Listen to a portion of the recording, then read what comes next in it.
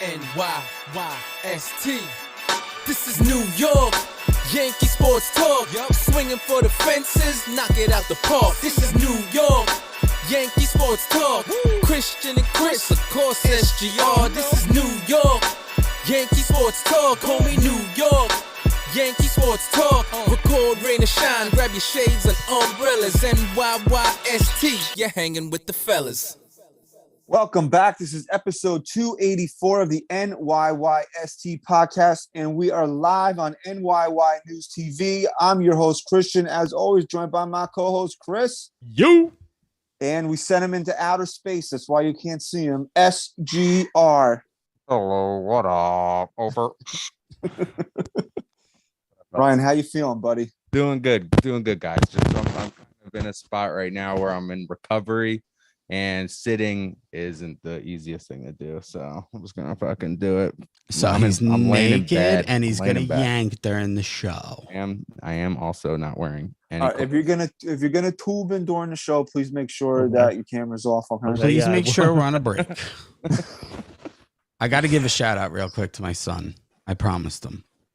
He's got his nebulizer on. He's not feeling well. We're hoping. He's had some breathing issues in the past. We had the scariest night of my life. Had to call 911 in December. Starting to have like a little bit of those symptoms. Oh, Jesus! So I told him we'd shoot him out. You shoot him? Shoot him out. Don't say that. Shout him out. Get better, Jackie. Shout him boy. out. Yeah, that's we don't want to make that error today. No, absolutely not. On Memorial Day, we want to thank all the veterans. We'll get started with saying thank you to all the veterans. This is the land of the free because of the brave, and to all those that make the ultimate sacrifice in defending our country, whether you agree with what's going on or not. Those people still put their lives on the line for us, and we thank them for that. And also, we would be remiss if we didn't take at least a second to extend our deepest condolences to the parents of those children that were senselessly massacred in Texas during the week. This is not going to be a podcast where we get into gun control debate. As a parent, it absolutely breaks my heart that those poor babies had to suffer that fate. And we just want to say that we are thinking about you. And I know people are like, oh, thoughts and prayers, but yeah, it is thoughts and prayers, man. And it's what you can do. And just hopefully that something will be done to kind of stop these things from happening. So yeah, I know a little downer to start the show, but it's kind of just stuff we got to touch on here, and we'll get into it here. The Yankees were off today on Memorial Day. Kind of a weird thing for the Yankees not to be playing baseball on Memorial Day. They also won't be playing baseball on 4th of July, which is kind of silly as well. I mean, the schedule makers in Major League Baseball kind of blew it there, I guess you could say. Although it was nice to just have a day with the family and not have to be stressed out by this friggin' team. Yeah. So the Yankees just concluded a 4-game series in Tampa where they split, a very disappointing split. I mean, if you would have went into Tampa on Thursday before first pitch was thrown, I could have told you're getting 2 out of 4. You would have taken it. But after you get the first 2 and then you don't walk away with another one, it's a disappointing weekend in Tampa. And Gerrit Cole still hadn't pitched. And Gerrit Cole, I guess we could start there because Nestor Cortez and Jameson Taillon really were fantastic in the first 2 games of the series. They combined to go 16 innings and allow 1 run. And Nestor was the one that gave up the run, but Boone let him start the 9th inning. He allowed the leadoff batter, and then the bullpen allowed that runner to score. But it goes against his ledger. But 16 innings, 1 earned run from Taillon and Nestor Cortez. I mean, it was absolutely brilliant pitching by the both of them. And then, who's been? How do I want to say this properly? Who's been Gerrit Cole's? Who's been a bigger supporter of Gerrit Cole than me? Well, let me set it up by saying this: that even when Gerrit Cole has had his struggles, you've not only defended him, but you've been the most level-headed and said it's still early. He gets off to a slow start. You're not willing to give up on him. Okay. So to set it up that way and to say what you're about to say here is almost like you're picking at the smallest thing I think it gives you some credibility because you're the last person who wants to That's right. throw Gerrit Cole under the bus. That's right. Okay, credibility. Also, super chat, Zach Brownish. Okay, love you guys and the NYY News TV team. June 25th, LFG. Okay, I don't know what that acronym means. Okay, let's fucking go. Okay? Okay. Okay, all right. And Yeah, thank back you to that. everyone wishing my son well. I appreciate it. He appreciates it. And Jack, love you, buddy. Christian, I'm so glad you brought that up, and I hope you're bringing it up because of that retweet someone had at you this the other day. I mean, yeah, because that triggered me to see that, because you are one of the few that were always on team Cole, and you're never really one of those that would blindly just bash the guy. No, I don't blindly bash Cole, but before the game started, I unleashed a series of tweets kind of going at him a little bit, because I don't think I was off base in saying that Gerrit Cole is currently, as we sit here on May 30th, Gerrit Cole is the weak link of the Yankees rotation. I don't know how Sevy's ERA changed because he gave up 2 over 6, I think, yesterday. But going in, and I think they were only by like 1 point off. I think Cole was 331 and Sevy was 330. I don't know how it changed. But going into the game on Saturday, Gerrit Cole had the highest ERA of the 5 starters in the Yankee rotation. So I don't think it was out of bounds to say that Gerrit Cole has been the weak link of the Yankees rotation this year. I also don't think, based on performance-wise, where you can honestly say every time every one of those guys is taking the ball, they haven't blown up. But Gerrit Cole has had a couple instances this year, Detroit mainly, when he couldn't get out of the second inning, where he's blown up. So to question him going into that start, I feel was very fair.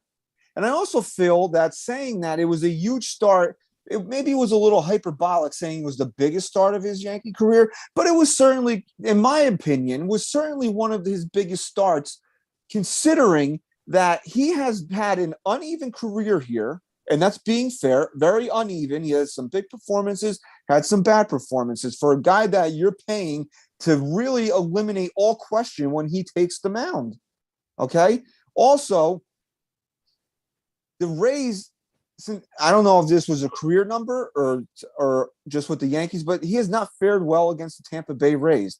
And the Rays are the team that are sitting right behind the Yankees in the AL East. So now you look at it, you look at Gerrit Cole, who is the ace of his staff, maybe only in name, but he's the ace of his staff.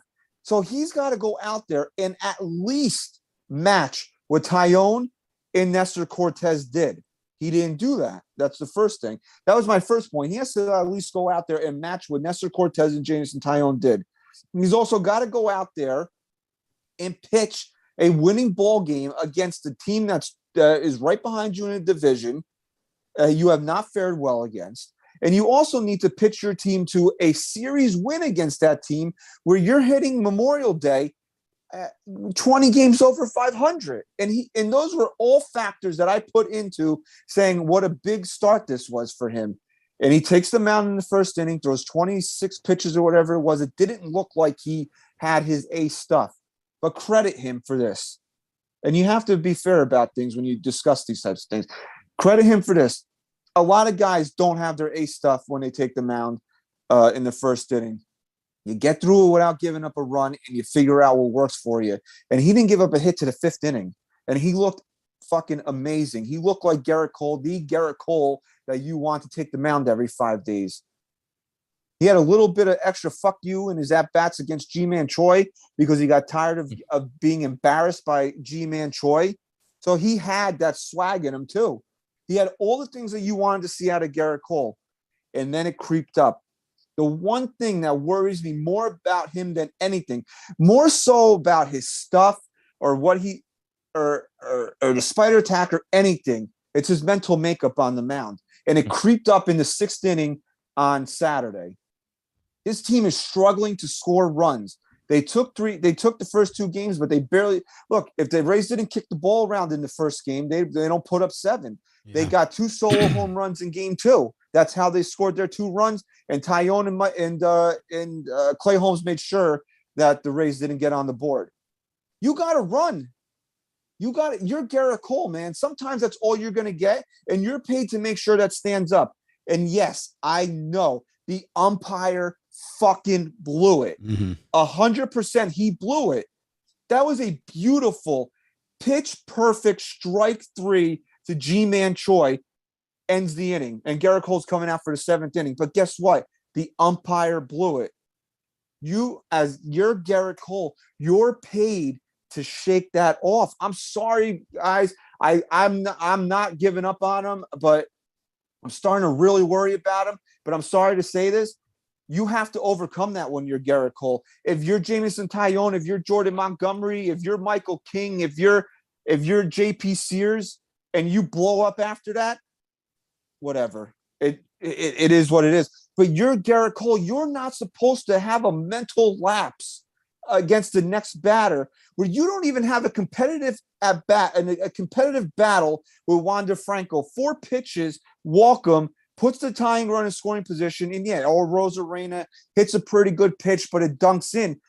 If you have to be mentally tougher on the mound and say, you know what, the umpire screwed this up. I got to get 4 outs this inning. And you just got to get the 4th out. Sometimes, we've seen it. Guys make errors, and sometimes you got to get 5 outs in an inning. You can't allow that situation to happen where you'll extend the inning even further because your mind is just not in the game because you can't shake off what the umpire did. This is Major League Baseball in 2022. We're going to watch games, at least 100 more games where there's going to be egregious errors like that in a game. You got to shake it off.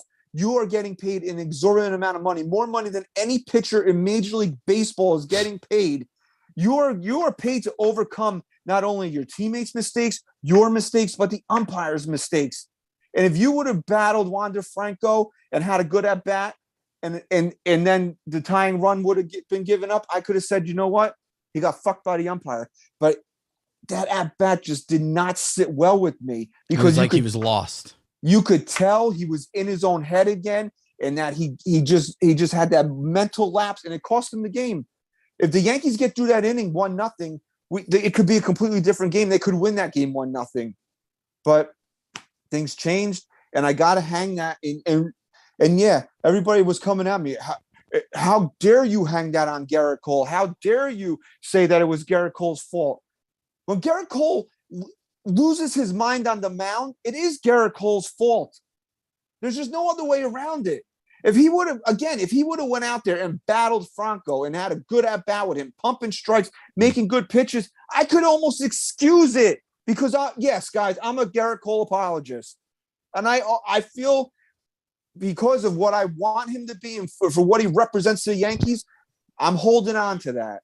So sue me, okay? He walked him on 4 pitches, Franco. Oh, they weren't even close. They weren't even close. They weren't even close. And I'll say this. An ace to me is not determined on greatness, on talent necessarily, as much as it is consistency and how you face adversity. Anyone can be great on any given day, right? An ace is meant to go out there and you're supposed to hand him the ball every 5th day. And you either expect him to be great every single day or you expect him to overcome adversity when he doesn't have his best stuff. And Gerrit Cole was kind of trending back towards the latter there. And I'm okay with that. I thought he looked really fucking good the other day. And like you said, Christian, he was off to a rough start. We've been seeing that a little more from Gerrit Cole lately, where he just doesn't look right in the first inning. A bit of a concern to me. I hope it doesn't last going into next month. He's got to adjust that at this point. That's something that you can adjust. If you're not feeling yourself in the first inning, then maybe you have to add something to your preparation. Maybe something needs to change when you're getting ready to come into that first inning. I don't know. Something needs to change there because this isn't the first time. It's been a handful of times now where he hasn't looked right in the first inning, and then he turns it on and he looks amazing. But again, that greatness is not okay with me to just sit there and go, well, he was the ace today. Because the second he's hit with adversity in that inning, look, this offense needs to step up. This offense can't just put up 1 run. I don't care who's on the mound and be okay with it. You can't get complacent. You can't sit back. I'm not saying that I'm not saying that that's excusable, but at the same time, you're an ace, dude. You can mow down as many guys as you want. The second you lose your mind on the mound, and then, yeah, it was just one run, but guess what? That one run changes everything. Not only does it change the score, it changes the momentum. Yeah. You're dealing with a very good team at home. Yeah, granted, 90% of the fans in the seats are Yankee fans, but you're playing in a shithole that's their home field where they get last licks, and you gave up a run that didn't need to be given up, even if the umpire fucked up, because you're Gerrit Cole. Right. It doesn't matter if it's that guy or the next. You already weren't really that efficient. Your pitch count was already up there. It was up there. And, you know, it's tough, too, because you look at his final line, 6 innings, 2 hits, 10 strikeouts.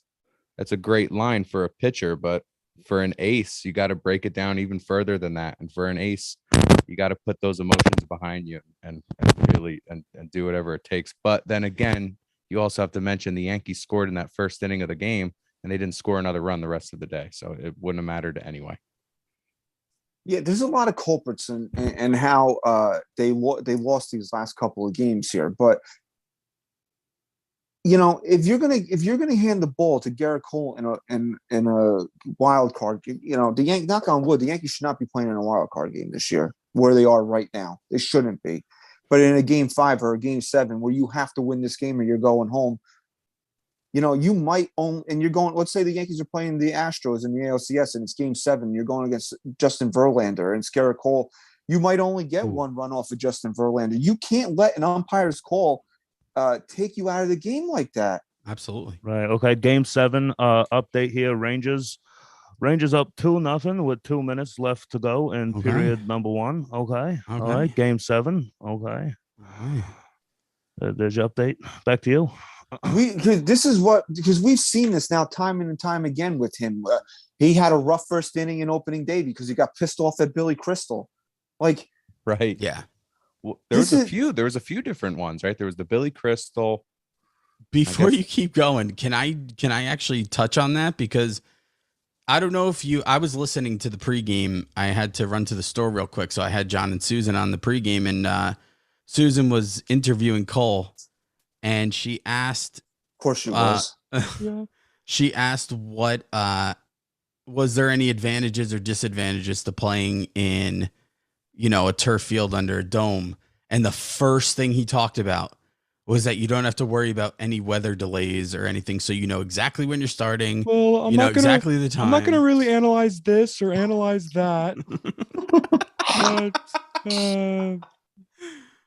Oh, gosh.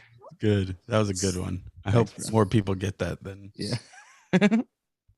Analyze This was a good movie. Analyze That, not so much. Never even saw it. Just okay. You never saw Analyze That? You got to at least watch. No, I saw Analyze This. It was great. I saw that before I saw this. Never saw that. Saw this.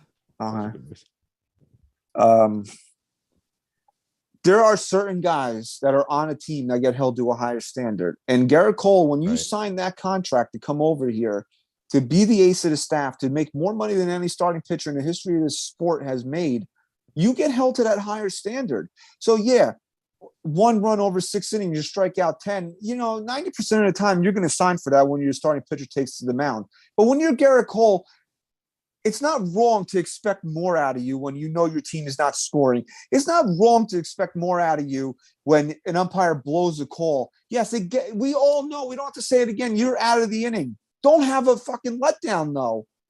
What if it was instead of the umpire blowing the call, you get a routine 2-hopper to IKF and he throws the ball 10 feet over Rizzo's head?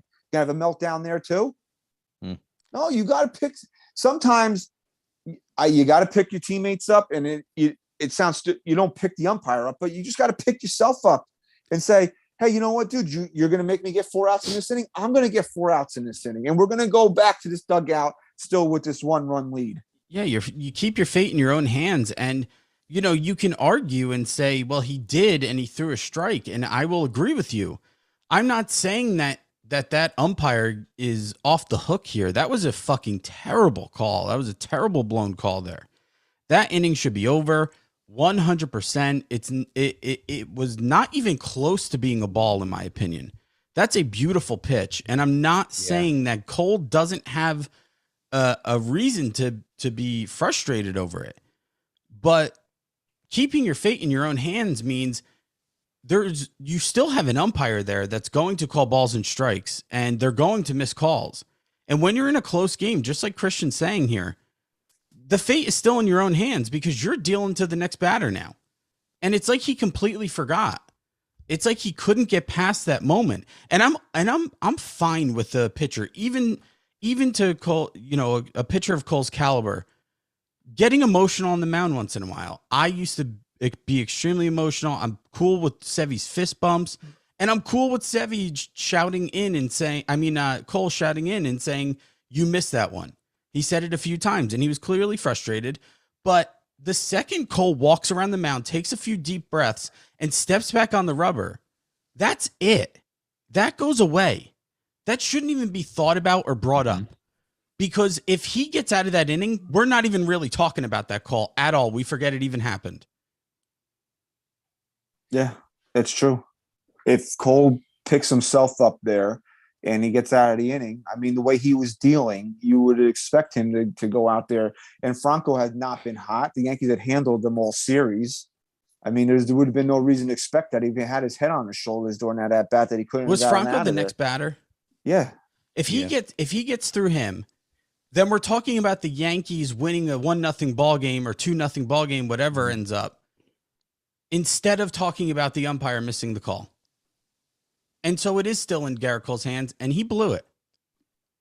What moment was it? I don't know. You guys were watching this series when Rizzo went out to talk to a pitcher to kind of calm him down. Was that yesterday? I wouldn't really want. No, it wasn't yesterday. Maybe 2 days. I don't know when it was, but it could have been. It was Tyone, I think.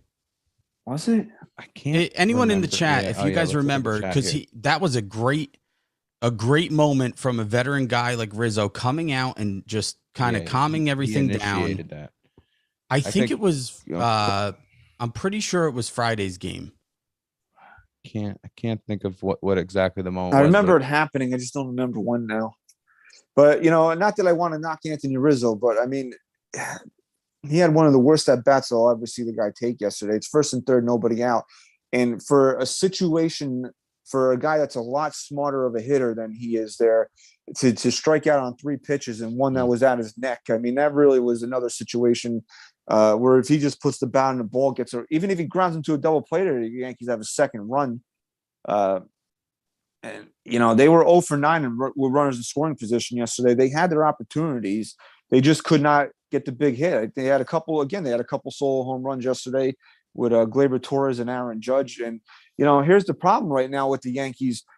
I'll be the first to admit, I did not trust this starting rotation. I did not love this starting rotation beginning, in the offseason. And I thought it was a big error on Brian Cashman's part that he did nothing to address it.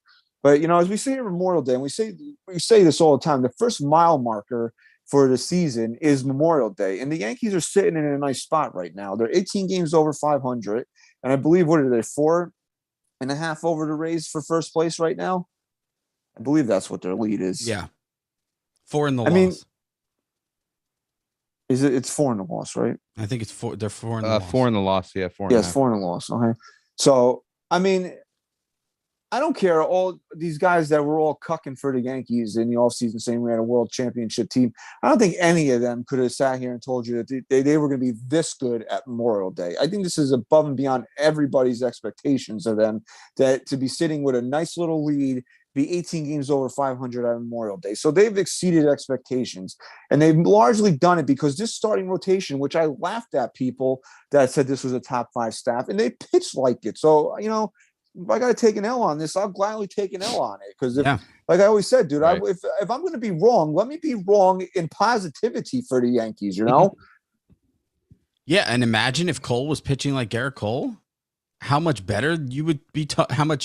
How much better we'd feel this rotation was, because Cole and Sevy have had their holes, but really, you look at the rest of them. Tyone is quietly having a phenomenal season, And he got a little, it got a little louder in his last start because it was a bigger start, and you really saw the guy go out. He went 8 innings. Did he go 8 plus? Yeah, he won 8. No, he won 8. He went 8. Yeah, then I Clay mean, shut it down. Brilliant performance. In my opinion, best performance as a Yankee. I don't even think it's close. Right. Where Taillon wasn't just the guy who kind of got in and out of trouble. He was just the guy who fucking mowed him down and no one was touching him. And we really hadn't seen that side of Taillon just be dominant and shut everyone down. We really haven't. Taillon had really turned the corner in July of last year, and then unfortunately he got hurt, and that's kind of been his story as a pitcher. If the Yankees can keep him healthy, man, this is a great pitcher. He really is. Oh yeah. I mean, this is the guy. What he's showing right now is what Brian Cashman envisioned when he traded for him. You know. Yeah. And he's just 5-1 with a 2.49 ERA right now. ERA doesn't matter, right? Yeah, no. What's his WOBA? Wobakan What's it? Is 4.3. Okay. What's I his? don't even know what's good or what's not good. What's his fielding independent pitching? Okay, his Okay, Sierra that's is. a negative 2.xRC. That's Cola. okay. Okay. Oh, wow. Okay. All right. I don't like WRC because it reminds me of RC Cola, and I do not drink that product. Okay. But yeah, Taillon has been great, right? You know, you would say that any of the chat's things going off right now. about Dick pics. Oh yeah, because there was someone spamming. Oh man, we got spam, dude. Send dick pics to girls with us. All right, I could go yank to it. really, we're gonna get kicked off of YouTube now. Only us, right? Only us. Okay. So I would venture to say that if the Yankees' problems right now on May 30th are not in the starting rotation. Correct. All of a sudden, though, suddenly they become very thin in the bullpen. Very thin. Very. To the point where I saw Albert Abreu got DFA'd, and I was like, the Yankees should probably. It wasn't bad for them last year. You know, it's like the Yankees should bring this guy back. You know. Well, here's the thing, real quick. I just want to point this out that we have some extra pieces that we're using. You know, I know Michael King's been here a while, and I know he's been shit lately. But when he was dominant in that, you know, month or so stretch, we didn't have that last year. We didn't have him in that role last year. We didn't have we didn't have Holmes all year, so we weren't used to that. Now, because some guys are hurt, we're starting to rely on guys like Licky again. We're starting to rely on guys like Wandy Peralta again, and they're just not panning out. Mm-hmm. It's like the flame just died out now.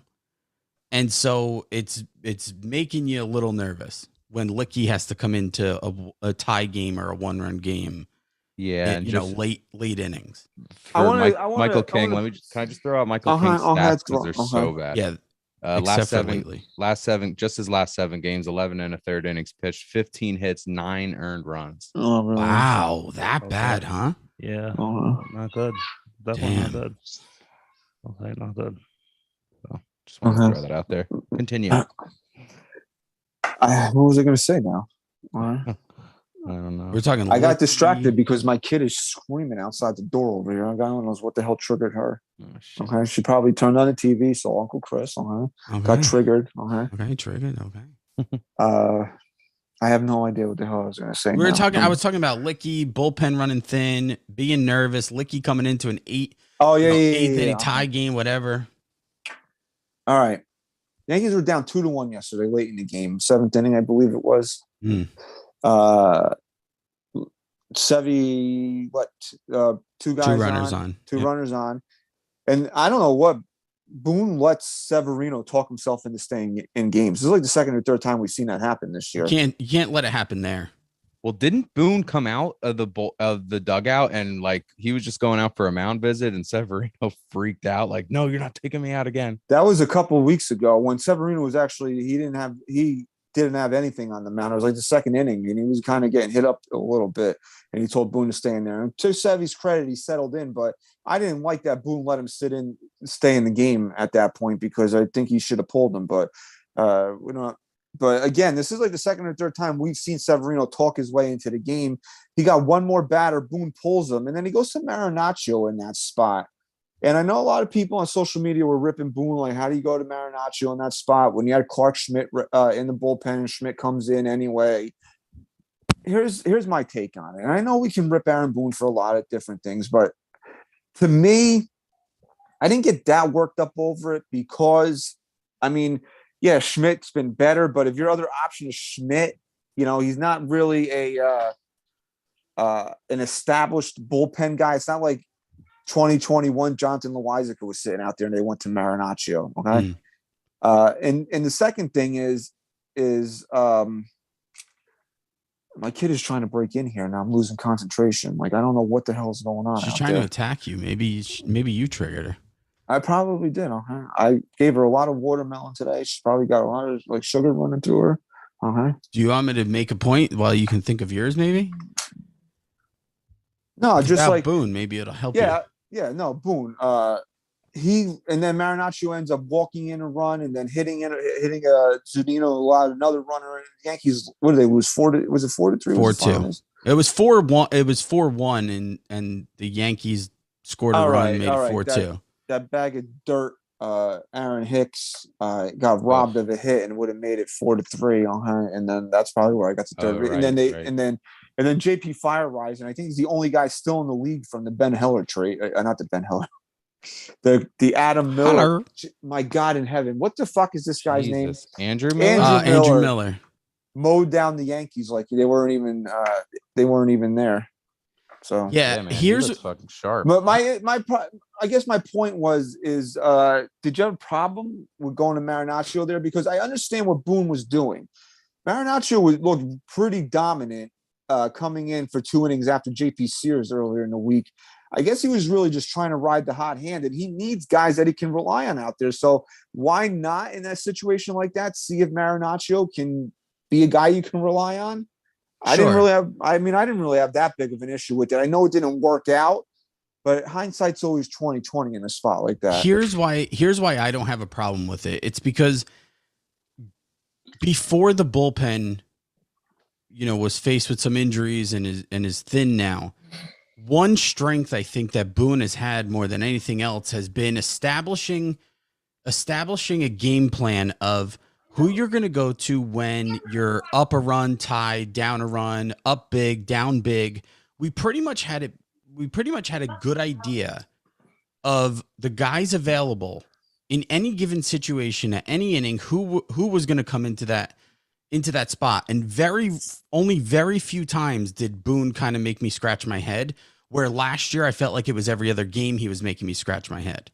So I feel like because the bullpen has had so much depth, and that's saying something, because Loizaga's been shit, Chapman's been shit, before they were hurt. Green was okay, he's hurt. So, Britton hasn't been here. So they've had depth from guys that kind of stepped into roles and have been really exceeding expectations. And I think Boone has done a very good job up to this point. And I think at this point, it's exactly what you said, Christian. He's kind of trying to establish something in a sense of he's been good his last few times out. Let me go to him. It's my hot hand. And also, we're still losing right now, and my offense has been pretty dead. And I might need, Schmidt for, do they have any double headers coming up, anything like that? Who knows? Clark Schmidt needs to be a guy who's not coming into 1-run games in 1 inning. Clark Schmidt needs to be used in a better role than that, in my opinion. He's not the guy to come in a 1-run game. He's just not, to me. So if Marinaccio is your hot hand at that point, I'm fine with it. I think the Yankees, they should be scouring Major League Baseball right now to see if they could bring in somebody for the bullpen. I think they need help out there. I mean, luckily, knock on wood, this rotation's not only been great, but they've been going deep into games. So they've kind of eliminated some of the need to cover those innings that we saw them have to cover in the beginning of the year. But I still think, long term, you don't know, this is a shoulder again for Loizaga. And if you want to say that was the reason why he struggled so far this year, okay, maybe it is. But Chris, he had a history of shoulder issues before he came to the Yankees. He's had shoulder issues with the Yankees. So, I mean, like, how reliable truly is Jonathan Loáisiga? Well, we got to, like we've said, how many off seasons now? We got to start cutting the fat. We can't keep going into seasons where we have guys in extremely important roles that just aren't reliable. And the back of the bullpen, you gotta kind of give them some slack with Loáisiga because he was so good last year, right? There's no way you're not going into the season saying, okay, he's definitely my setup man. Yeah, but he was hurt. He was hurt also last year. He was on the IL for an extended period of time. I understand, but my point is he was just that good when he was healthy. You're not just going to give up on that. No, I understand that, but again, your closer has been the most unreliable guy you can hand a ball to for how many years now? He got broken. Jose Altuve broke him in the 2019 ALCS. I know other people have said that, but I believe that something happened to him when that ball it didn't even go over a wall. Hit the fucking whatever train tracks, stupid train that track rinky dink bullshit. fucking toy store ballpark they play in over there in Houston. Bullshit. That stadium sucked. I've been there. I'm looking up some possible moves that the Yankees could. Your mic keeps cutting out, but we got you. We appreciate it. We appreciate it. You know, you look at what was supposed to be a strength of this team is the bullpen, and like Clay Holmes has stepped up into an elite status right now, but everybody else is pretty much taken, if not a step back, a giant step back. Yeah, and it's worrisome. You're not going to win with the way the Yankees like to deploy things, especially in the postseason, if you only have Clay Holmes as your only reliable reliever out there. And I love what he's done so far, but, you know, for me to just stamp him as an untouchable is kind of hard at this point because, he got traded over here with an ERA over 5. He had never had this type of success. And you want to give credit to Matt Blake. That's fine. That's perfect. And I think Matt Blake deserves a lot of credit. But also, you just don't know until he completes an entire season doing this. Yeah, I think you can argue ever since they lost those 3 games in a row, 4 out of 5 in that stretch, and then they started to win, string wins together again, and then they lose the last 2 to the Rays. In that entire stretch, I think you can argue that if the Yankees have the same bullpen they did, the first month of the season leading up to that point, and even leading up to that point, they might take back 3 out of those 5 or 6 games that they lost, because a couple of them were really like, if you look back on like Nestor's start and was it Sevy's start also against the White Sox? I believe it was those 2. They only gave up like one or two earned runs total. And then they came out. Both games were kind of shitty games for the Yankees. Is my mic working? Yeah. Yes. We can hear you. Okay, we got a super chat. Okay, Hunter Lawson, thank you. Herman will be a key piece out of the pen. I don't want to. Okay. Hunter, thanks for the super chat, my man. Okay. Yeah, thank you, Hunter. I mean, I don't think about Hunter there. Go ahead. Yeah, I mean, we're gonna have to.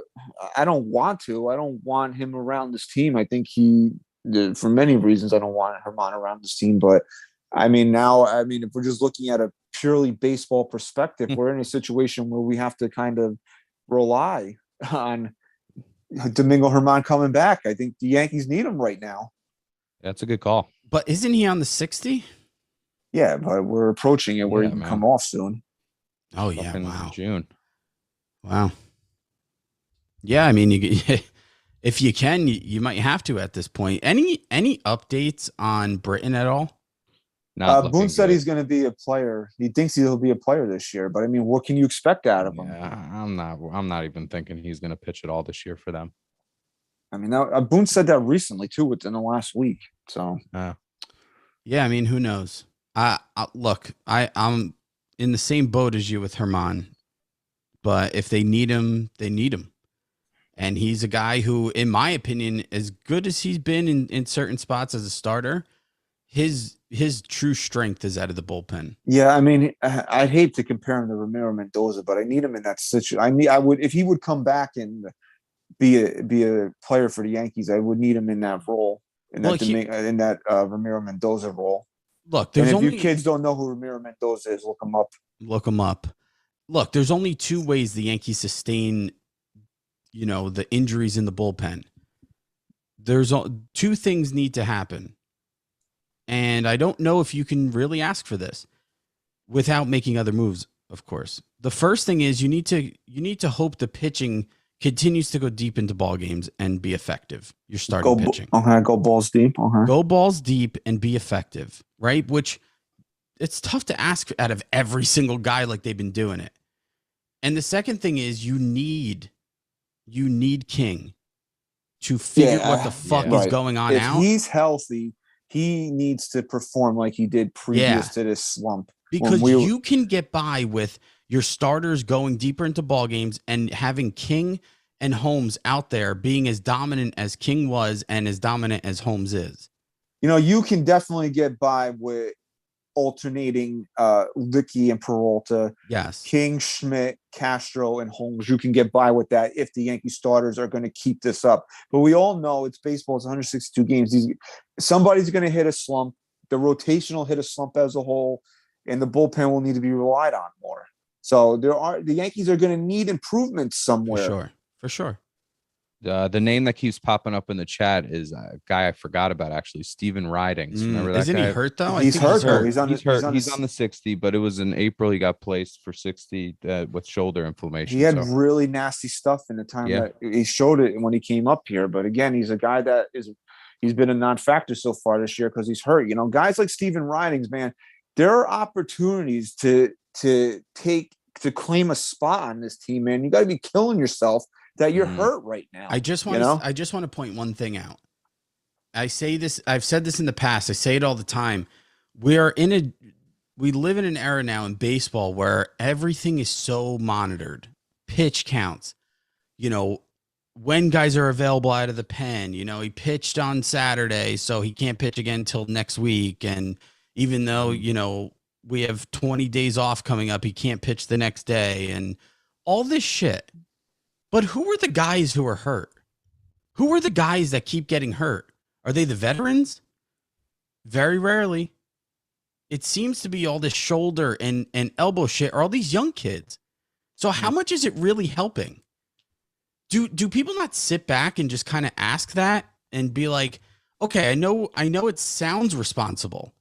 I know it seems responsible to say, okay, you can't blow out your arm. But these guys are being babied and they're still blowing out their arms at a crazy rate. Yeah, I mean, you are the outcast if you don't get Tommy John surgery. Right. It's crazy. So it's like, are we babying their arms too much where we're not allowing them to build durability? Okay. You're not cool if you didn't get Tommy John. Okay. Okay. Especially on the Yankees. Look, I'm not in the shape that I once was, okay? But I've always kind of been a gym guy. It's like this, is that your body can only do what you train it to do. So you can't go out there and you do 50-pound curls if you've never done 15-pound curls before, right? Right. Unless you're on steroids. Okay. So, if these guys are being babied all the way up, and then you ask them to start pitching 2 out of 3 days, their bodies are not trained for that, to give you 100 pitches or whatever, to put and you think about it, right? There's no stress on these guys when they pitch in the minor leagues. Even though some of these teams might go and playoff runs, win championships, they're still protected as investments. The team's success is second to the player's development in the minor leagues. So there's no stress put on these guys. So that's another thing that you have to take into account. And then once they come to the big leagues and they have to pitch stressful innings, that's, Chris, you pitch, dude. You could speak to it better than I can. There's a difference between going out there and throwing a couple innings in a sim game or an exhibition or a bullpen, and then there's going out there and trying to get guys out. 15 pitches in the bullpen is not 15 pitches on the mound when you're trying to preserve a 1-run lead with a runner on third base. It's not even close. And it kind of goes back to my points of where I say that, you know, I know everyone hated Gary Sanchez in the lineup, but I always say, like, Gary Sanchez's presence is better, even if he's hitting a $120, than Kyle Higashioka hitting a $120, because of the pressure he still puts on the pitcher. Because in a pitcher's mind, he's not intimidated by Kyle Higashioka, and he is intimidated by Sanchez because he knows that if Sanchez can get a hold of one, he can take him deep and ruin a ball game. I'm not, again, Sanchez sucks defensively, so I'm not saying he should be here. It was just a point I'm trying to make of. He grades out statistically better than Kyle Higashioka this year. Yeah, well, it used to be my argument for Gallo over Hicks, because at least Gallo to me was profiled as a power guy who would get a hold of 30 plus home runs in a season and do damage, even if he was batting a $150 and struck out every other at bat. You know, so Gallo was always my argument for him, of having him in this lineup. And I'm sure we'll get to that when we get to it. But to your point, yeah, those innings, those at bats are important. And if you're not trained to get through that, you know, when you come up into the big leagues, I know they still baby these guys, but right off the bat, just the intensity puts more strain on your arm. So it just goes back to my original question of, maybe, like, do they sit down and reevaluate how they're going about their business with these young kids? And that's just not the Yankees. This is across the board. It just happens more and more frequently now. Yeah, I mean, I guess the science speaks into what they're doing. I don't know. You just see, but you still see a lot of arm injuries in young pitchers. So you got to question, I mean, if it's working or not. And I'm sorry, is that Ryan? Not yes. In outer space. A lot of it too, though, is these guys all throw so fucking hard now. So their arms are going out. It's almost like hard. That's very true. You know, it's another point to a guy like Nestor Cortez. You're not going to have to, hopefully, dude. Don't even say it. Just stop talking. Yeah. Stop. But great point. Great point. I'm not gonna finish this. Great point. Stop fucking talking. All right. So what I also wanted to touch on here, as you watch us watch the hockey game. Okay. Last week you watched us watch baseball. This week you watch us watch hockey. Okay. Maybe next week you watch us watch badminton. Okay. We're not really sure yet. Okay. But like I said earlier, Memorial Day is the first mile marker of the season. So you like to take a look at where things are. I think the Yankees as a team as a whole are sitting nice right now. Like we said, 4 games up in a loss, 18 games over 500. But what really perturbed me the most, though, is that I said once you hit the next 5, you don't go backwards.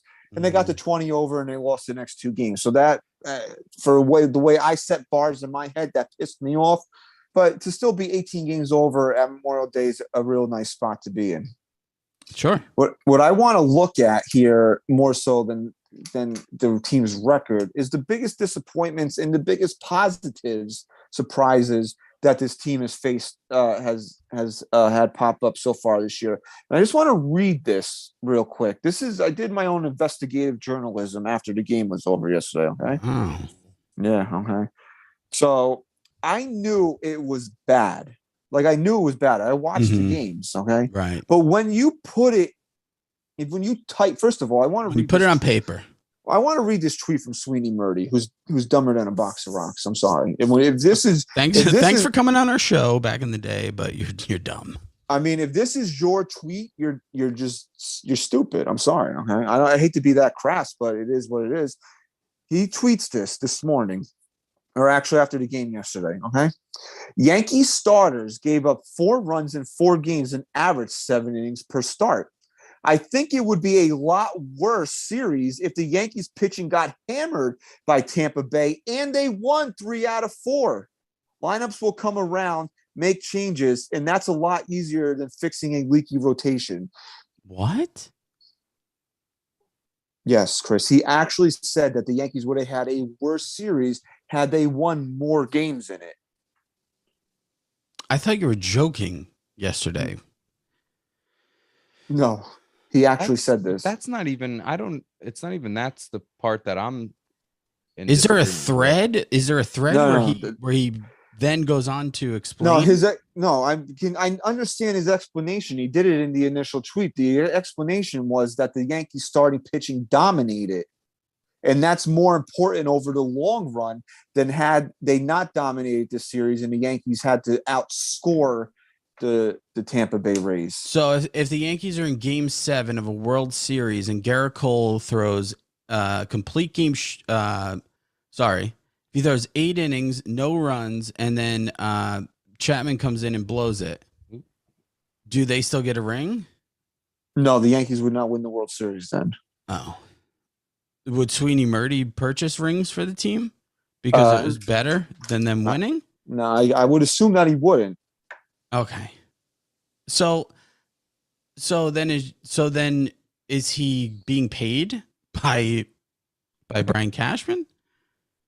Probably. Because I have to disagree with you that Sweeney Murdy's dumber than a bag of rocks. For this tweet, he is. For that tweet, now he is. But my point is, he's a good baseball guy. Lundgren, I can't. Okay, Duff's cousin is down on the ice for the Rangers right now. Okay, so we need to get him some of those Soviet steroids. Okay, get him hopped up here. Okay, go ahead. I just don't see that in Murdy. In the past, I don't agree with everything that he says all the time, but he's usually pretty good. No, I mean, this is stupid though. It's dumb. It's beyond stupid. It's not just stupid in my opinion. When a credible reporter for a team tweets something out as ridiculous as the team was better off losing than they would have been winning if so and so happened, you have one job, and it doesn't matter how you do it. The goal is to win.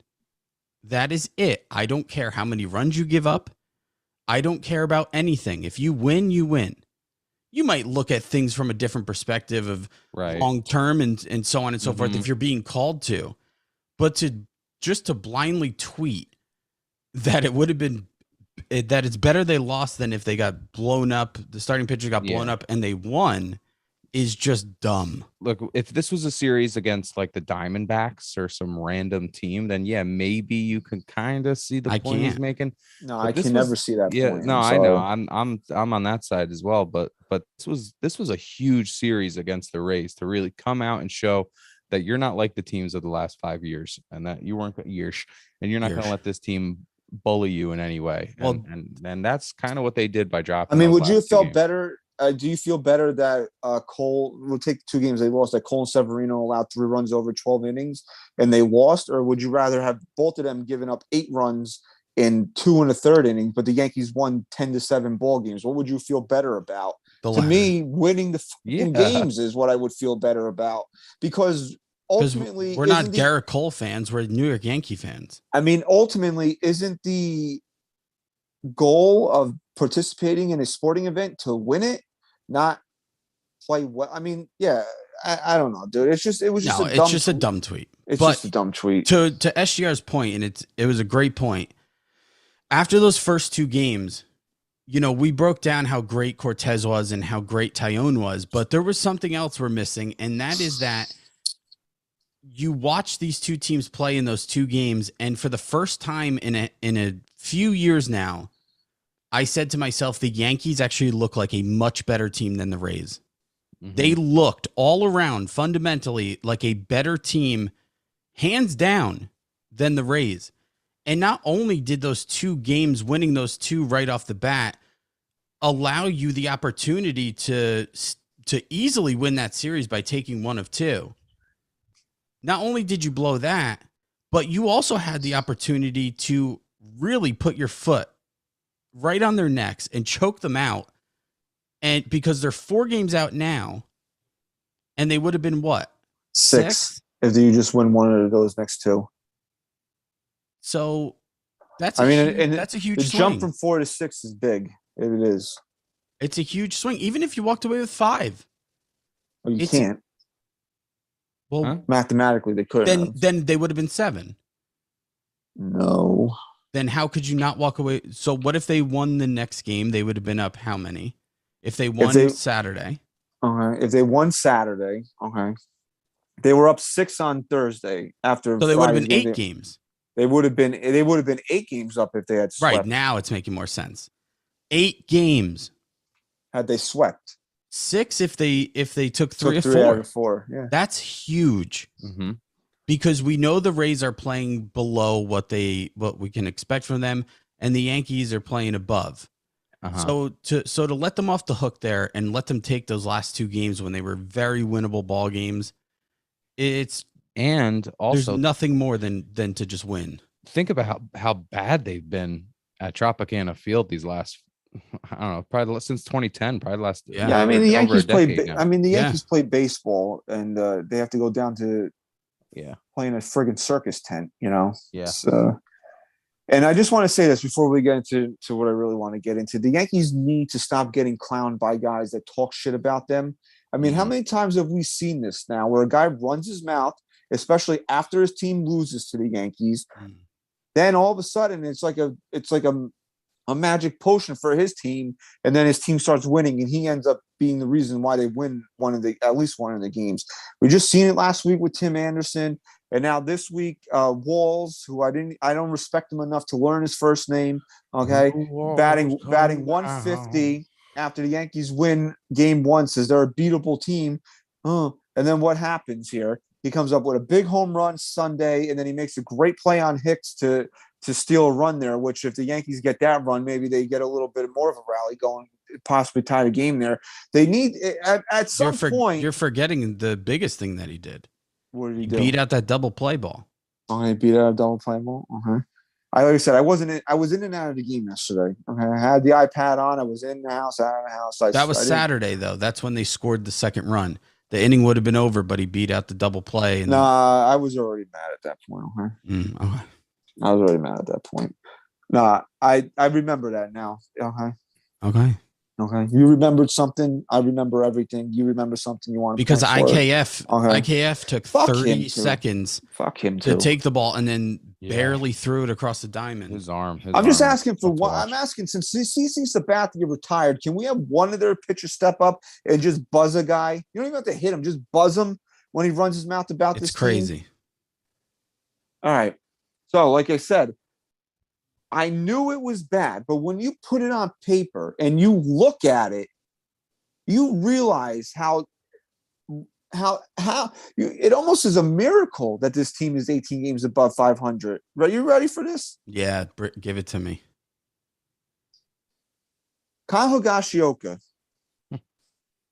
who everybody said he's not Gary.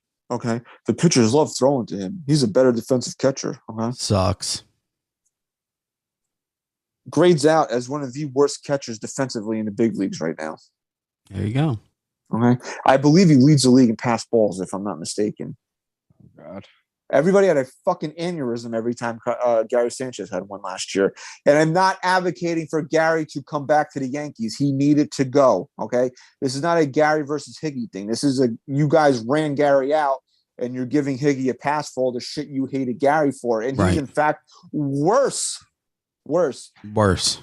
Chris, what would I say would be an OPS, which would kind of where's the bar? 100 points over your average. No, not on base percentage. Your OPS, your on base plus slugging.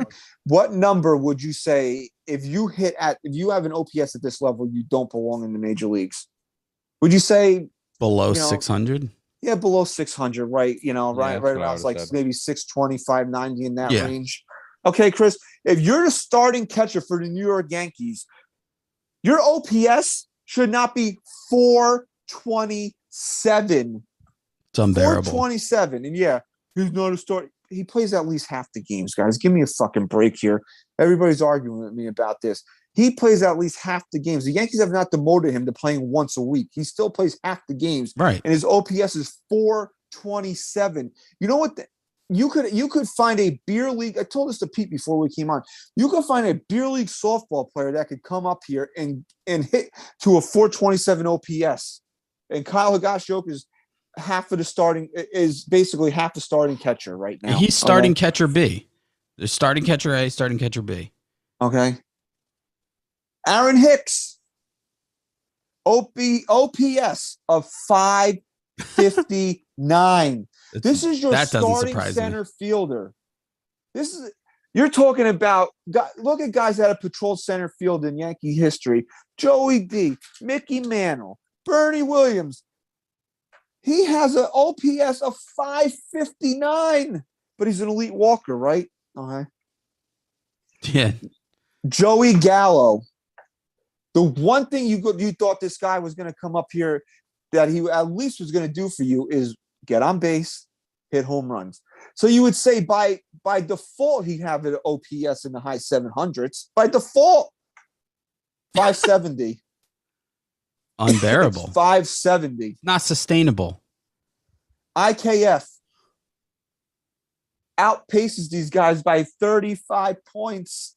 His OPS is 605.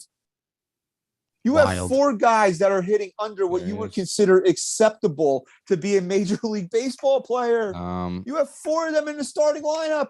IKF is the only one that qualifies for like the league leader leaderboards or whatever. IKF is 20th on the OPS for the worst. He's the 20th worst OPS. Why doesn't Gallo and Hicks would qualify? Because they just haven't had the enough amount of games to qualify. Really? But have 31 plate appearances per team games played. Hicks and Gallo would be right at 10, and Higashioka would be in the lead by almost 100 points. Yasmani Grandal is the leader in qualifiers. He's Can a you catcher tell at me? 504. Do you have the whole list up, right? Of all of them? Qualifiers, yeah. Just catchers or? No, it's everyone. Okay, so can you tell me where Carlos Correa stands? He probably doesn't qualify yet. He doesn't because he was on the IL. He doesn't qualify. What about Seager? Let me see 1 second. You're talking about Corey Seager? Yeah. He would be 741. What about Correa is on the list, 751. What about I mean, these aren't great numbers. No, they're not great, No. but they're way better than what Trevor we got. Trevor Third Story's on definitely got to be approaching 800 with the way he's been on fire lately. Now, right? do me a favor. You don't have to do it right away, but eventually, if you could pull up the errors leaders in major leagues. I believe I think we already know the answer. I think because IKF leads the team in errors, right? Yeah, but he can't be the leader because we got him for the defense. He's great defensively. So I want to narrow it down. If you want, let's start with the biggest disappointments. I want to narrow it down to these 4 guys because Pete said Story's at 755. By the way, I knew he was climbing towards 800 with how hot he's been. Yeah. Out of these 4 guys, which one has been the biggest disappointment for you? For me, I know a lot of people want to just jump right to Gallo, but Hicks has been up in so many big spots. It's not even close for me. It's not Aaron even Hicks. close. Aaron Hicks by a mile. It's not even not close. even his bat that's bothering. His bat has been awful. It's the way he's playing the outfield that has been the most frustrating part of his game. To watch him be so passive with coming in on a ball and letting IKF catch they should just stick IKF out in center field and let him play center field. The amount of times I've seen Hicks let him get a ball that is clearly his, that he needs to take command of. That's not a center fielder. Well, dude, the way he strikes out with like his awful swings and then slamming the helmet, whatever, it transcends into the outfield. When he's out there, he lets balls drop the same way he swings and misses at balls. He just looks completely defeated. Yeah, defeated. Like he doesn't know where he is. I want to say this about Hicks yesterday, right? He came up in 2 spots later in the game, runners in scoring position, and he smoked the ball twice. One liner to third baseman, and then he hit that ball that Walls made a great play on up the middle. They both would have netted runs for the Yankees, but they didn't. And I tweeted, I said, he's been bad. He's been too bad for too long for me to feel sorry for him now. Did Aaron Boone... I don't know if you heard any of the post game. I didn't hear any of the post game. Did he give his bullshit answer of, Hicks has been swinging a better bat? We think he's close. I literally just said I didn't hear any of the post game. Okay. We think he's close. I mean, Wrong. I mean, would it surprise me if he said that?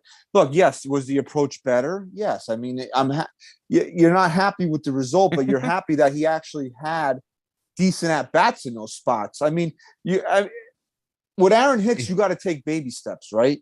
Yeah. You talked about Gerrit Cole against Franco there, where it was a non-competitive at bat. We've seen Hicks come up with runners in scoring position, and a guy that's an elite walker who sees 4 fuck your mother plate appearances per at bat. Oh, it strikes out in 3 pitches, and he's swinging. He swings that one up that he needs a ladder to reach. He needs one that he needs to dig out in the dirt. So for him to hit the ball twice hard and with runners in scoring position, hard. Congratulations, Aaron. Like seriously, congrats. And I don't bro. think you have to take baby steps now. Yeah.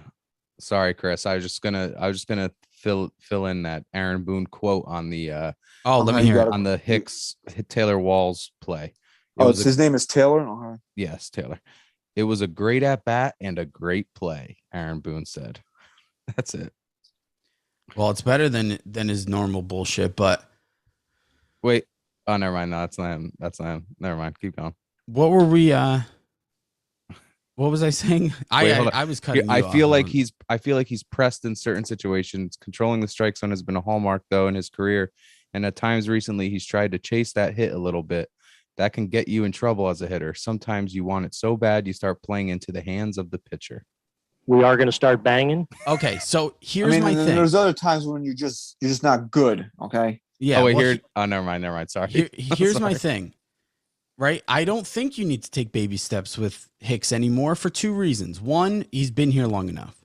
Mm-hmm. Right. There's no more baby steps. Give me what we're supposed to get. I'm not going to take baby steps. If he gets a fucking single, I'm not going to sit there and be like, okay, Hicks, I'm feeling a little better about you. Maybe next time you get a double. No, like you should be getting fucking hits once in a while, dude.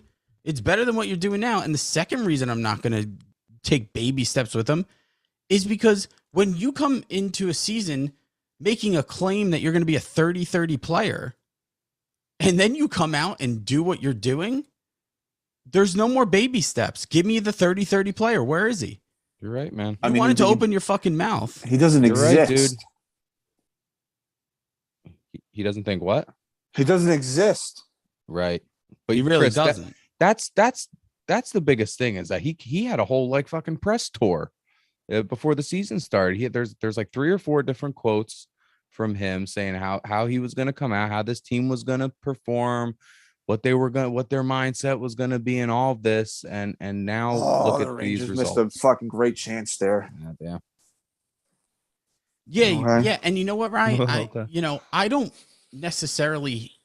I don't mind when players come out and they're confident and they want to be confident about how they're going to produce, but there's ways to do that other than to make a claim of something that you've never even been close to. Oh, 3-0 Rangers. Did they score? Rangers 3-0. I'm behind. I'm behind too. Okay. Why am I? Because I'm watching on my phone. You're watching on our phone. I'm watching on my computer.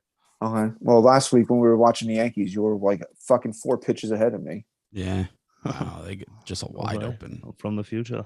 Well, I don't know what the hell happened to the Hurricanes goalie. It was like dead on the fucking ice for like 3 minutes. Damn. This is a backup. The Canes have won 6 straight game 7s. They win this tonight. I mean, if this one, there's going to be a lot of unhappy Ranger fans, bro. You can't pull a 3-0 lead halfway through the game here, bro. Okay? Wow, not in a game 7. Now I must have rolled his chat and plays hockey now. You know? When's the last time a New York? I guess they did in the first round. I was gonna say won a game 7, but they literally just did it last round. All right. So what were we talking about? Aaron Hicks? That he sucks. Okay. Yeah, he sucks. He doesn't exist. Right. Well, he exists, and he's going to exist for a while because I tweeted this after the game on Saturday that the Yankees need to realize that I don't know what they watch versus what we watch. What positive value does he bring to this team right now? And please don't tell me that he walks. Okay. Don't tell me that he walks. He doesn't walk anymore. What positive value does Aaron Hicks bring to this ball club? Yeah. I mean, we went through the checklist a couple of weeks ago of all the things I consider that a good player does, and he does none of them. Yeah, Christian, if you just strip it down to ask that question on Aaron Hicks, the answer is obviously nothing, right? And then to make matters worse, you then ask yourself, do the Yankees not have any other options? And they really don't. They don't. I'm sorry. Okay. Well, I wasn't even thinking about Gardy, but I'd much rather have Brett Gardner as my center fielder than Aaron Hicks. Brett Gardner. I don't care what anyone says. Okay, Brett Gardner. Okay, but I'm sorry. I know Florio came up and wasn't great, but are we just never going to? Yeah, I'm over it now at this point. But I mean, the Yankees have gotten. That's fine. You might be over it, but you're just accepting then that he's just not ready, blah, blah, blah. At least prove to me now that he's not ready. It's better than proving to me that you don't care about Aaron Hicks shitting the bed every time he steps on the field. The Yankees, here's what the problem is, right? And I tweeted this also, that the Yankees, if they were dead serious about winning the World Series this year, they would DFA Aaron Hicks because he provides nothing to this ball club. But I also followed it up by saying the Yankees will never designate him for assignment because not only is he owed $40 million roughly, he's under contract, if you count this season, for 4 more years. 2, 3, 4, 5. He's not a free agent until after 2025. 2025. You know how they will never cut bait on him. You know how Donaldson was part of the trade and it made sense for the Twins because we were eating that money. He was just like a throw in. Like the Yankees weren't. I don't think it was a throw in. I think the Yankees targeted him. I think the Yankees were more focused on getting rid of Sanchez than they were getting Josh Donaldson. And they picked up a piece in IKF that they thought was. I think it's all on a level there. I don't think they were. Well, my point is, don't forget Roy Vet.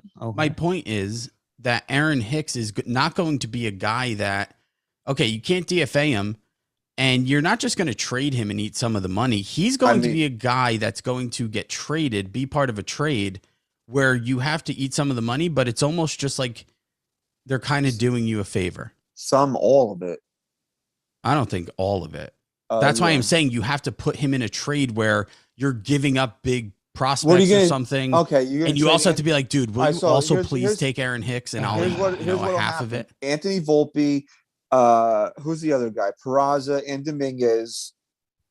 But you have to take Hicks and his contract. And the other team is going to go, okay, we'll give you 4 free hot dogs and 4 free Pepsis next time you come to our stadium because that's how little we value Aaron Hicks. All right. Yeah, come on.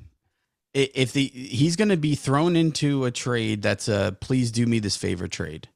That's the only way a team takes or him. A swap bad contracts trade. I'd be willing to try it right now.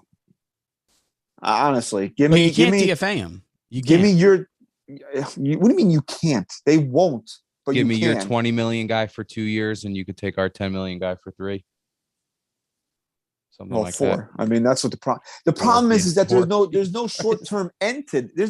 That's what the real problem is. In talking about trading Aaron Hicks, is he's 30. What is he? 32 now. There's no short term end to this where you could say, well, a team could say, well, let's see if we could reclamate him for the rest of this year. We have next year.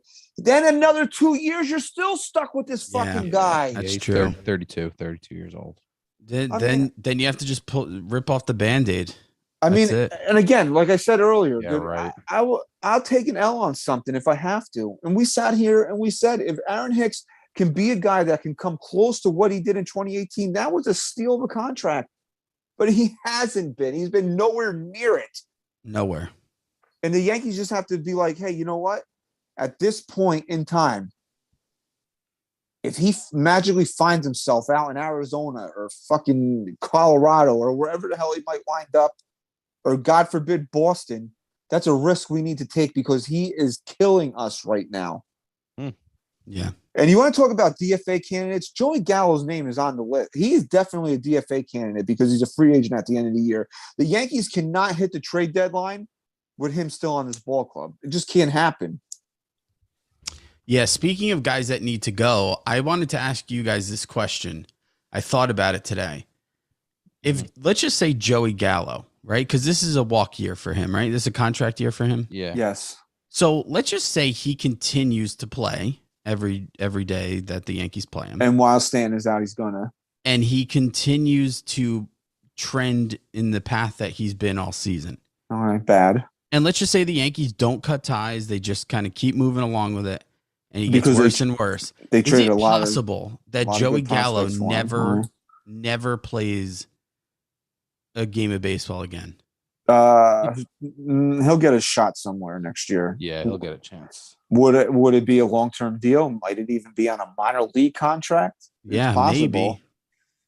But like, think about that. Before the Yankees got him, I know he was never this big, like, average hitter, but he was present. He hit bombs, right? Yeah. There were a lot of people excited to get him over here, and he was a big name. For sure. Definitely a big name. Can't deny that fact. Mm-mm. And now he's playing like someone who doesn't belong in Major League Baseball. No, he's on terrible. a contract year. So out of those 4 guys, right, that I listed, I automatically take out Aaron Hicks as the biggest disappointment because I expected nothing out of him. I really did. Fair enough. Take him off the list. Kyle Higashioka, as bad as he's been, also not the biggest disappointment. You want to know why? Because again, what did the Yankees watch versus what we watched that they decided this guy was going to be the starting catcher this year? Right. I mean, we've all seen it. We said it last year. As soon as Kyle Higashioka took the job from Gary Sanchez, he went back to being a bad baseball player. Right. So off the list. So now we're down to, for me, IKF and Joey Gallo. Offensively, I think IKF is a career 620-ish, 660, somewhere around there, OPS guy. For him to be at 605, not that big of a disappointment, right? The problem is that he was brought here to catch everything and make all the plays, and he has been far from shorthanded at shortstop. Mm-hmm. But for me, the biggest disappointment, hands down, is Joey Gallo. And I know a lot of people didn't like Joey Gallo because of his strikeouts. At the very least, I thought Joey Gallo would be a guy in a full year here. Guy can come over here, walk a bunch of times. Maybe he would hit 205, but he have an on base around 340, which is stellar for a guy that hits 205. And hit me 30, 35 home runs. And Chris, I'm sitting here telling you that he should be designated for fucking assignment. Okay. So he is the biggest disappointment for me for this team this year. Yeah. So far. Definitely. When you put it that way, I have to agree with you because I expect absolutely nothing from Aaron Hicks. Although Aaron Hicks is playing much worse than he ever has. Oh, much worse. But because at least leading up into this year, we could say Aaron Hicks was taking better routes to the ball. His arm obviously is not half of what it was, but at least we can say he was a sure thing in the outfield, and you can't say that anymore. But you're right, man. Because here's the thing with Gallo too. I know Gallo's has a great arm, but you hold your breath when he's out there too, when the ball's hit to him. Hell yeah. I'm not saying he doesn't make great plays and that he can't track down a ball, but you look at him still in hold your breath. In that Baltimore series, he was awful in the outfield. I almost want to give him a pass for that because that was the first time playing with that fucking wall out there. I guess, yeah. So I mean that's fair, but I mean Andujar's looked like a more competent outfielder. He really has. Yeah, I mean, you got to sit there, and I said this, and I tweeted this facetiously, but I wanted, and I did want the answer like this. I said, talk to me like I'm 5 years old and explain to me how Miguel Andujar has become a better outfielder than Aaron Hicks has. Well, I tweeted this the other day too. This is where the Yankees organization frustrates me to no end. That I said, let's just assume Miggy's getting hot and he's starting to swing a good bat and he's playing the outfield the way he is. And Aaron Hicks continues to be a waste of space. Mm-hmm. When all these guys get healthy again, guess who's going bye-bye? Mm-hmm. Miguel Andujar, not Aaron Hicks. Aaron Hicks isn't going anywhere. He'll be trotted out every day as the starting center fielder, and the guy who's actually done something will just go back down to rot in the minor leagues. And that's where I'm so sick of people and fans telling me that they can't trade prospects for pieces that will help us win a World Series because A, either they don't pan out, or B, the Yankees just abuse their talent and ruin them anyway and waste them. They just waste.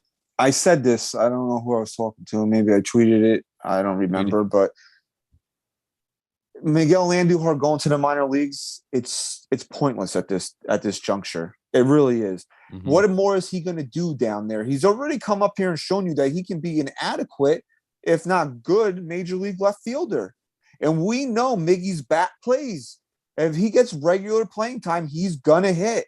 So sending him back down to Scranton does nothing for him. So no, because you got what you wanted. His value's up. So when Stanton comes back, when Donaldson comes back, and you need to create a spot on your roster for a position player, trade him. Yep. Just trade him. Trade him. Even if we said this team needs bullpen help, even if it's a guy that you had to take over like Clay Holmes last year with a 5+ ERA, bring it that you like the stuff, bring him over and see if you can fix him. Because sending Miguel Andujar down to what the hell was that? Is that Ryan? Fix you. That's what because Blake sending sings. Miguel Andujar down to AAA again is not only not fair to him, it's pointless because the guy doesn't need any more seasoning. He really doesn't. Yeah, you're right. His next game, he should be in the major leagues for the rest of the year, whether it's for the Yankees or getting traded. I agree with that. If they do that, you're 100% right that the Yankees have no other purpose for him than to just let him rot. Because at the very least, if they want to trade him, now's the time to do it. Now Miguel Andujar, for the first time since his rookie season, actually has some type of value. Yeah. And to send him down completely resets that, in my opinion. It completely resets it. So it just don't let him. He can't. But here's the thing. Here's what Cashman will do. He'll say, "Oh, no, the offer wasn't good enough." So so now what, Brian? You're gonna what? Let him just rot? No, I'm going to tell what I was going to say was don't let Miguel Andujar become Clint Frazier, where you let him walk out the door for absolutely nothing. Right. And again, I'm not expecting Miguel Andujar to fetch me something that is going to put this team over the top. But I just said it 2 minutes ago. If it means that you can get a reliever, even if he's got a 5 ERA that you think you can reclamate like you did with Clay Holmes, do it. Yeah. Don't do that to him anymore because he doesn't deserve it. Okay. He went out and a lot of responses to my tweet about talk to me like I'm 5 years old, how Andujar is better than Hicks now is because people were saying because Miguel Andujar went down to AAA, busted his ass to become a better baseball player. So if he did that for your organization, at least have the respect for him to send him somewhere that's going to play him every day. And here's the difference between Miguel Andujar and Clint Frazier, in my opinion. Whether you want to say Clint Frazier wasn't given a fair shot or not doesn't matter right now. What matters is Miguel Andujar got a shot, and not only did he capitalize, he should have won Rookie of the Year, in my opinion. Okay, Rookie the of the only Year. reason why but Ohtani won it. He doesn't pitch. Exactly. That's the only reason why. Fine, if whatever. My point is, when Miggy did get his chance, not only did he capitalize, he was one of the best hitters on the team. And so to just kind of give up on a guy like that when he did go down, bust his ass, learn a different position where he's not as much of a liability and can still clearly swing a bat in an effective way in a lineup where you have listed off all those guys you just named, Christian, either use them or get rid of them for something. Use them or lose them. Seriously. And these are the little things that Brian Cashman does that I just can't wrap my head around. Because I'm telling you right now, they're not going to trade him. They're not going to trade him. Look, dude, I think we can all figure that one out. I'd be surprised if they traded him. I mean, but I'm just saying. He will be back down wherever the fuck. Where was he? Scranton? Yeah.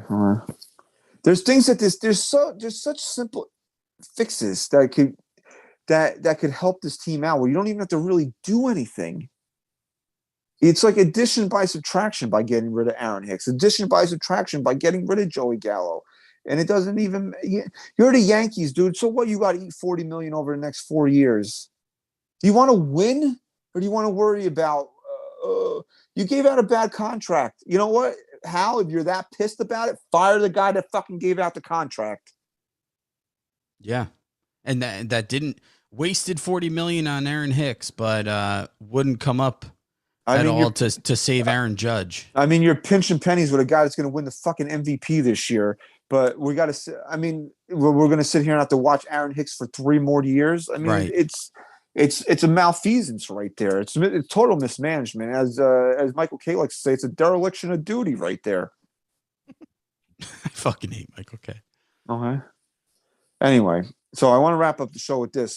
Yes, the Yankees are 18 games over 500. Yes, the Yankees are 4 games up in the loss column in the AL East. So as we said, not everything is bad. But as we sit here, there are things that need to be fixed. This is not somebody came at me and said, "What?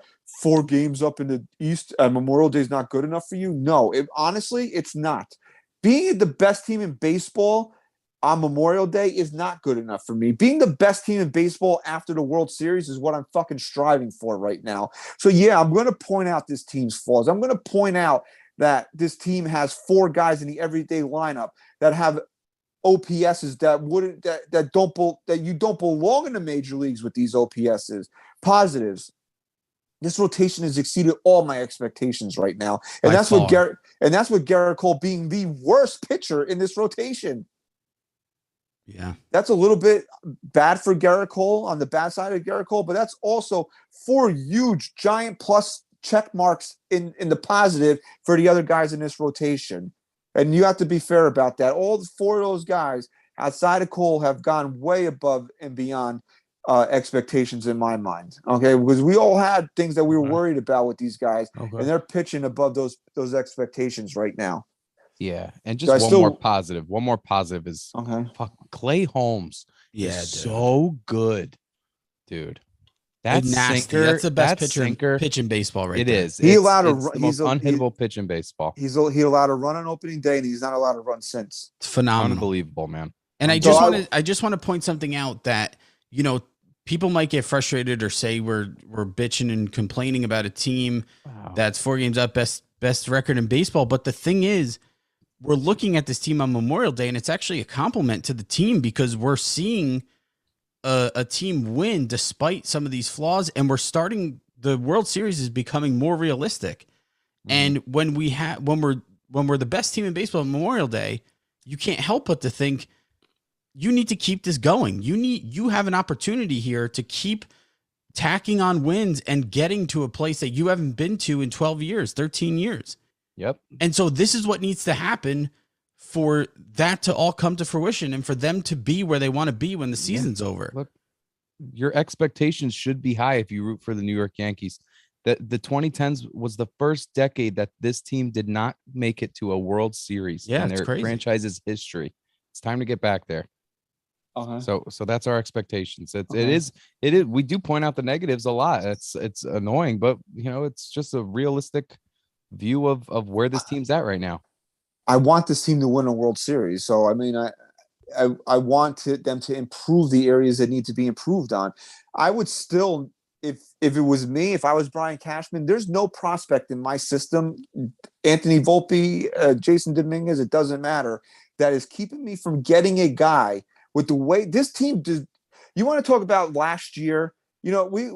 There's things that you can look at throughout the course of the year, right? Does a team deserve to have reinforcements put on it to make that run? You can actually make the argument that despite the fact that even though Rizzo's been cold the last couple of weeks, that I love Anthony Rizzo, and I'm so happy that he's a Yankee. Even we don't have to go down. We just take the fact that Anthony Rizzo's here. I love him, and I'm glad that he's here. Okay. And Joey Gallo, the Yankees needed a slugging left-handed outfielder, and they went out and they got those 2 things, right? But you can make the argument that the Yankees, the 2021 team did not deserve that the way that they performed. The 2022 team, the way they've gone out there, despite some of these things that we pointed out, and the fact that they have this record on Memorial Day, they deserve the organization's backing of going out there and plugging these holes and giving them the best opportunity to win a World Series. Well, they've earned that now. Well, Juan Soto is going to be available. Is Juan Soto a guy that is someone you plug in and is that guy that helps you? Not helps you, but is he that piece this year? You plug him in, this Fuck team's yeah. it. Chris, I will fit. Oh my I will God. personally drive each and every Somerset Okay. Patriot to the fucking Okay. airport. Thank you. That just sets up my next point is that that's coming. He's going to be available, and Brian Cashman, if he's even somewhat competent at his job, is going to talk with the Nationals. Yeah, but they're going to start. They're going to go, and he's going to go no. Okay, Yeah. exactly. So is that acceptable to you? No, it's not acceptable. No way. If that guy's available, go get Juan Soto. Jesus. Waldichuk, Medina, Volpe, Peraza, Dominguez, load them all up. Dude, just give them Chris, the whole. you sell vans for a Give living, them the whole bro. organization. Put those 5 guys in one of those vans you sell. Drop them off at Newark and have them and what's the airport down in DC? I'll pay for the fucking flight, okay? If it meant getting Juan Soto I think here. is it George Bush? No, it's Texas. Wow. Yeah. So that's gonna happen. Cashman's gonna let it go, and he's gonna blow that one. And Juan Soto could have been a guy to fill in one of those gaps, and it's not gonna happen. There should be nobody that stands in the way of getting a player that you think is going to. You can never guarantee it. We know that, but to give you the best opportunity to win a World Series this year, there should be nobody standing in the way. Okay, and if you punt it on this shortstop class for Volpe, and now let's say Juan Soto is a realistic option, and they want Anthony Volpe, you cannot make that mistake twice. This guy's 25 years old, one of the top 20 players in the sport. He hasn't even hit his fucking prime yet. Okay. No. And he's still under control for another year. But I just want to be on the same page. He's going to blow it, right? Oh, he's going to blow it. Cashman's not going to do it. Juan Soto's going. That's it. Nah, yeah. It's not going to happen, is what I'm saying. I understand that. I'm speaking to you as what they need to do versus what they are going to do is 2 totally different things. Oh, how the tables have turned. Okay. Right, I don't know if you have the super chat up, but I'll just read it real quick. Edward Breen, thanks for the super chat. He said, I never heard of you before. Okay. I never heard of you before, Edward Breen. Okay. But thank you. Okay. If you get Soto, is that them telling you they let Judge walk and sign Soto, or trade your system just for 2 years and change? Yes. Yeah. You don't have. It's not Judge. It doesn't mean Judge walks. Judge should never walk. It's not one or the other. It's both. Not or. It's and. Yes, it's not or, it's and. Because when that report came out a few weeks ago, that people were like, well, if you get Soto, that means no Judge. No. You still have Soto for 2 years before you have to worry about paying him. So pay Aaron Judge, and then when it's time to pay Juan Soto, then we'll worry about that because you won't have Aroldis Chapman and Zach Britton and, God willing, Aaron Hicks and some of these other guys still on the books that you can but on top of that, you're the fucking Yankees. We shouldn't even be talking about this. Because who's going to be here if you're not going to sign Judge? If you're not going to get Juan Soto? If Gerrit Cole's out of his prime, if Stanton's going to be out of his prime, who's going to be here when Volpe comes up? Also, who's going out to of be his prime. here? Well, you want to talk it? We didn't bring his name up, but I mean, DJ LeMahieu has been disappointing. Ryan's Huge yanking. Disappointment. Ryan's definitely yanked to that one a few times. I Okay. have. So it looks like in the chat, the Yanks are getting some help today. It looks like the Red Sox are well on their way. On the way to losing. And the Rays are Rays down too. 5-2. So also, just a couple minor maneuvers the Yankees made. You can talk about bullpen help. They've re-signed Shane Green, who Chris's favorite player for sure. Oh yeah, he's one of my most hated. But he's back. He was on the Tigers, right? At some point, I don't know if that was his last. Yeah, I think he was at the Braves. He was their Wasn't closer. he in I feel like. Was he in the DD trade? He was. It was a 3-team trade. The Tigers got Shane Green. I believe it was a Didi Gregorius steal, or was it? You want to know why I hated Shane Green? He was their closer for a while, and I remember one game in like the middle of the summer where he closed it out against the Yankees, and he celebrated like he just won a World Series. Yeah, okay. It was Game 7. Okay. But he's back. Who else did the Yankees bring back just recently? Okay, I don't remember. Matt Carpenter's here. I mean, Jesus Christ. Yeah. He had a big home run the other day. Okay, sparked a rally in the first game that he was here with a hit by pitch. Okay, so Cashman doesn't have enough TJ guys available anymore, so he's going after 2015 All-Stars. Yeah, I know, right? But to close out the show, we talk about positives. Obviously, the starting rotation. Obviously, Clay Holmes. To me, a surprising positive, and you guys can argue me on this, has been Gleyber Torres. Yes. Yeah. Hey, we were texting this the other day, man. He's completely.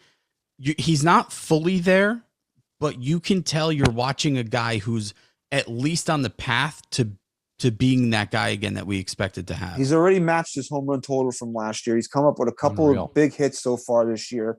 Average OPS aren't sexy, but he hasn't played a bad second base. You can almost say he's played a good second base. Compared to the shortstop. Yeah, I mean, Gleyber. Honestly, dude. I mean, at times Gleyber's gonna have his head up his ass, and he's gonna have a fucking brain fart and completely blow something. Mm-hmm. But I mean, you got to give him a little. You got to give him a little praise here. I think he's played really well so far this year, especially considering that we sat here before the season started and talked about this guy was fucking washed at, what is he, 26 years old? So yeah. I mean, I got to give a little. He took it pretty hard this offseason. Yeah, he did. We fucking ragged that. I'll give a little bit of a positive praise to Gleyber Torres. And I got to shout out Judge, man. I mean, I know he's in a little bit of a slump right now, but home run yesterday. This guy, shout outs now. I kind of like. We should end every show doing little shout outs, dude. Every time the ball clears the wall, I just can't help but to think how stupid the Yankees are going to be. How much smaller Hal Steinbrenner's PP gets when that happens. Seriously, it's inward now. It's going in. He's like a turtle in a shell now. Yes, it's in. It's in. How big is your dick? -3. Yeah. It went in. I've been so emasculated by the fact I won't pay this guy who I built a shrine for. Okay. Gas is expensive for my yacht. Hopefully the weather looks nice for Saturday. I'll be going to my first game of the year on Saturday against the Tigers. Nice, have fun. Thank you. But just so everybody, trigger warning, the Yankees are on Apple TV Friday. Okay. They're on Apple TV Friday.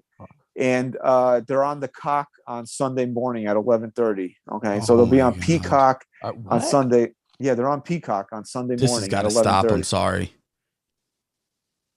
So, if anybody needs a good streaming website, just hit me in my DMs. Yeah, DM Ryan. Okay, no dick pics. This is ridiculous now. I mean, he could take 100 DMs at once because he's got the tabs going. I got a bunch of tabs open. But now we're going on a Peacock network. Yeah. What's next? Paramount? Come on. What do you expect here? Don't give them any ideas, dude. Yeah, but I do. Hey guys. I do have Paramount. So. Hey guys, we really need to get more people watching the game. So let's put them on 20 different streaming services so no one knows where they're playing. Yeah. And then let's put the playoffs on TBS. Let's give them an off day on Memorial Day for sure. And let's check in 4th of July, please. Let's give them off. Crazy. See, I'll play the heel here. I don't really care. I didn't feel bad for anybody that couldn't watch them on Amazon Prime because I mean, like, we're Americans, dude. I mean, I'm just stunned anybody doesn't have Amazon Prime. But I will say that I understand people's aggravation. People watch games in different places in their house, though. Like, it's a nice day. Maybe you have a backyard TV, but you don't have Amazon Prime on there. Okay. Then what? You don't have an iPad? It should look. If you want more people to watch the games, you should be making it easier for them to watch the games. I'm just gonna say this. I understand the utter aggravation that people are gonna face this weekend. That you're gonna go Apple TV and Peacock in the same series. Stupid. Now, okay, somebody here hooked me up, so I have Apple TV right now. Okay, so thank you. Okay, I have Peacock only because that's where they moved the WWE Network to. If they didn't do that, I wouldn't have Peacock. So I would understand how people would be upset over that because who has fucking Peacock? Really, seriously. Yeah. All right. I can't share that before you close out. Rasan Thompson, thanks for the super chat. He said, "My brothers, Yankees have to trade Gallo and DFA Hicks just right off the loss. Yankees won't win the division with them in the lineup. Sorry. Can't disagree. DFA both of them if you want. I don't know what they're going to get for Joey Gallo. Like, Honestly, no, it will be more of a disappointment to see what you get in return than just letting him go. Because Joey Gallo in a walk year, where are you going to try? Is a contender going to take Joey Gallo? Joey Gallo in a walk year, right? So where is his landing spot in a walk year? You would say, well, left-handed slugger to a contender, but what team that has worlds that besides the Yankees are stupid enough that has a World Series aspiration, playoff aspiration, is going to play Joey Gallo every day in their outfield? No one, especially not a division rival, because they love Joey Gallo being in our lineup. And he's a fucking easy out for their pitchers. And a bad team, a team that is going nowhere this year, what's the point of them bringing in Joey Gallo for a couple of months? There isn't one. So the Yankees' options for Joey Gallo, if he doesn't turn it around, is to release him. It's just as simple as that. And that's why I asked the question, if he gets released, does he play another day of baseball for the rest of his life? Yeah, in a serious manner. He'll definitely. I think he'll wind up somewhere. Well, what's changing in the next year? You think Joey Gallo is not going to demand some type of money? The shift. Not if he gets DFA'd, bro. What is he going to demand? I mean, that's going to be hard for him to sit there and be like, yeah, I'm a $15 million a year guy, but you had a 580 OPS with the Yankees and they let you go. Like, that's my argument against him if I'm a general manager, Yeah. Easy argument to win. So look ahead. The Angels are in town this week as the Yankees start a homestand. So it's 3 with the Angels. Ohtani is listed as the pitcher for Thursday. Okay. So I know a lot of people are going to be like, Ohtani, I love you. So it's going to be Tuesday is Monty versus Noah Syndergaard, who's having a good – again, I hate getting down this road, but Syndergaard was a guy I thought the Yankees should have taken a flyer on for 1 year, having a good year with the Angels, 308 ERA. Nasty Nestor's back on the bump against Detmers on Wednesday. These are all 7:05 starts, and then Tyone against Ohtani on Thursday. And that should be a fun matchup. Yeah. And then the Tigers are in town. So Angels on a 5-game skid right now. Yeah. 5 games. So gotta make it 8. Okay, gotta make it 8. All right. Yankees got to at minimum have a 4-2 homestand here. Okay, that's my opinion. 4-0 Rangers. 16 minutes to go. Scored. 16 minutes to go. Rangers are 16 minutes away from the Eastern Conference Finals. And there's this one guy that follows me on Twitter who's a huge Islander fan who hates the Rangers, and he hates them in such a wimpy, bitchy manner that I rooted for the Rangers just because I wanted to see that guy miserable. Okay? Nice. So we'll be back. If we look at the schedule, I would say tentatively scheduling live shows the next 2 weeks because the Yankees have the next 2 Mondays off. So look for that. The next 2 Mondays we'll be back live on NYYNewsTV. So thank you to everybody that was in the chat here on Memorial Day. You might be a little buzzed, a little hungover. Again, thank you to our veterans who make the ultimate sacrifice for us to be able to do things like this, to have a podcast ripping a team that's 18 games over 500. So thank you to everybody, not only our veterans, but our fans here that continually support the show. The event's coming up on June 25th. It'll be here before you know it. It's pinned to our profile at NYYST_podcast. Please go check it out, man. We're going to be going over 100 people so far right now, including the NYYST, the fellas and our family in a fucking bus. Come meet us. Come meet everybody at the NYY News TV team on the 25th, and go to patreon.com/NYYST for exclusive content and shows during the week. Yes, again, thank you very much for listening to episode 284 of the NYYST podcast. Any parting words, fellas? Mm-mm. All right, SGR. Go Yanks. Chris, say goodbye. Before it hits the front